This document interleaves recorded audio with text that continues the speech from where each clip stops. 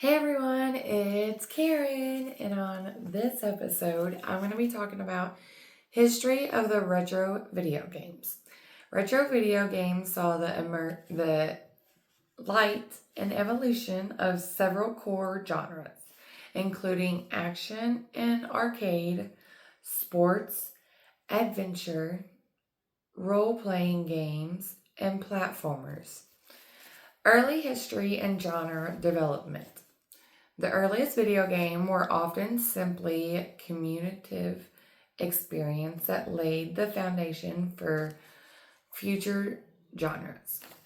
Sports games, which was arguably the oldest genre, the first game created purely for entertainment was Tennis for Two in 1958, a simple sports stimulation.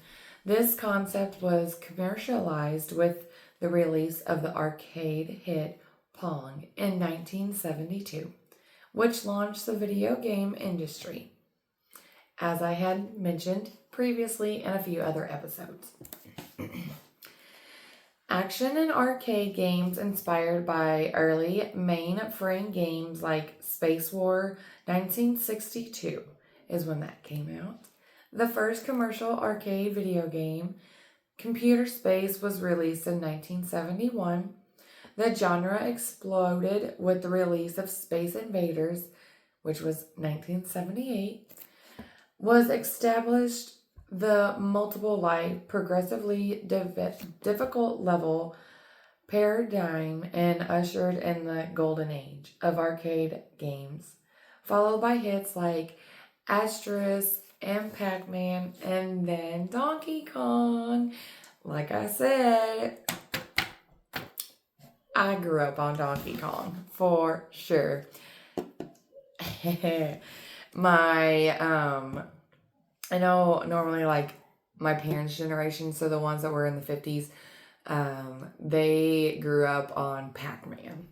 For some of you that are trying to follow the timeline of generations.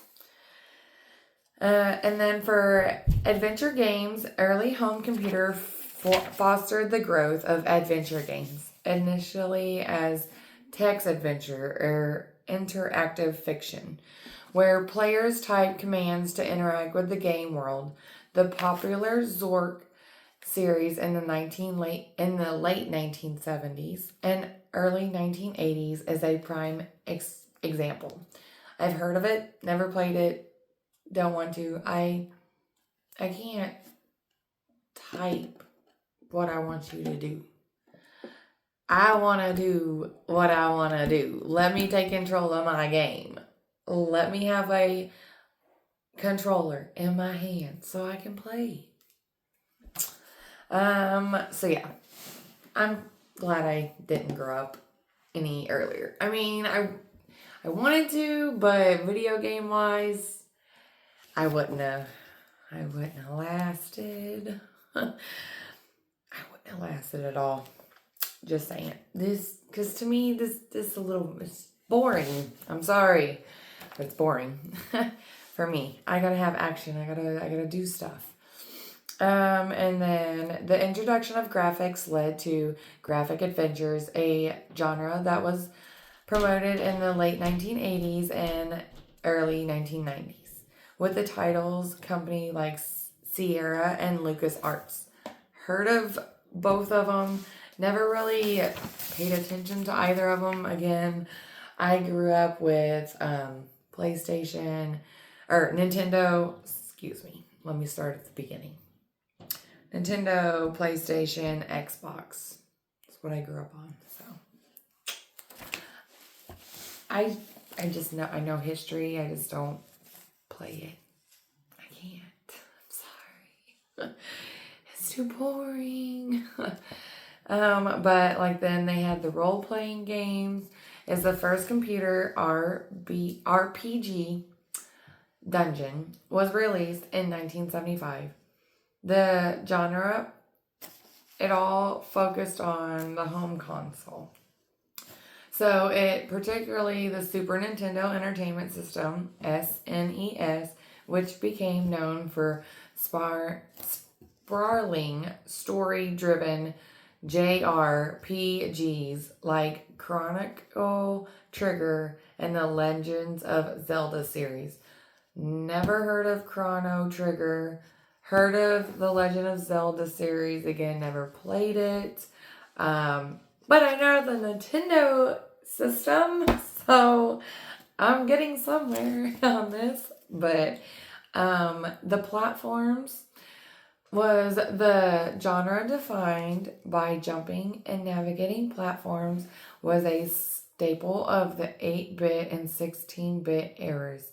Game like Super Mario World on the SNES and Sonic the Hedgehog series on the Sega Genesis were system-defining titles that showcase the genre's potentials.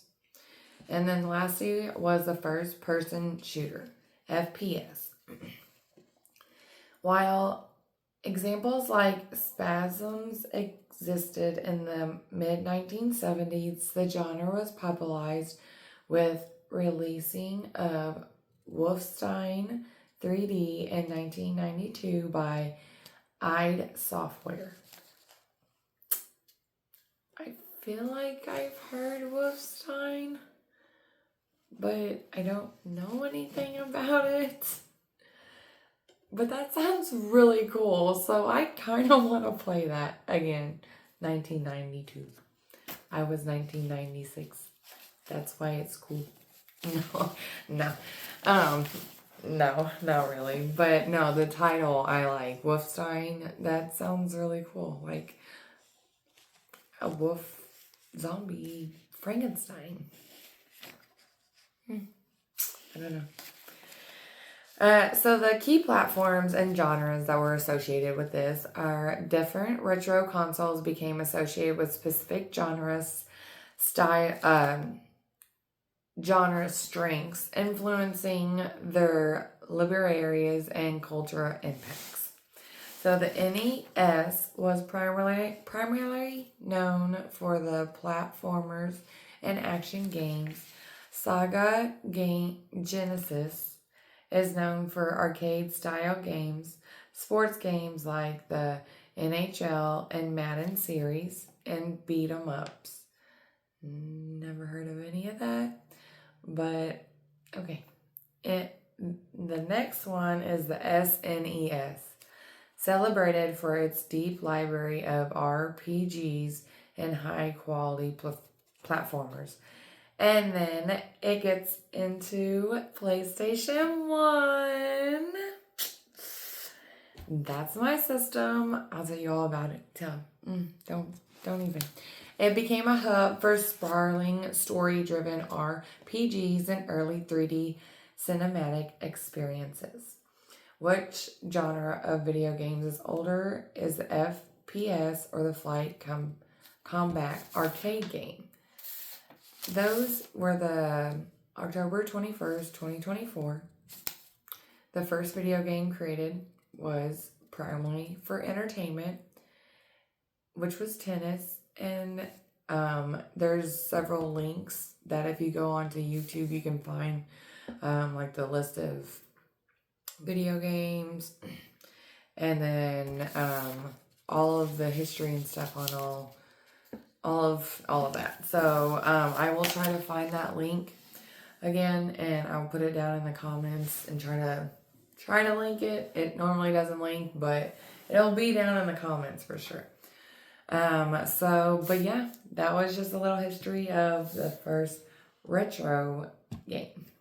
Like I said, kind of dived into a little start of my era of Donkey Kong and PlayStation 1. So that's getting me really excited. But yeah, I hope that you learned a little bit on today's little episode and that you have a good rest of your day. And make sure you play some video games. You know, I haven't been saying that in any of my episodes. Get on your game system. It needs you. You need it. So, thanks for joining. Have a good rest of your day, guys. Bye.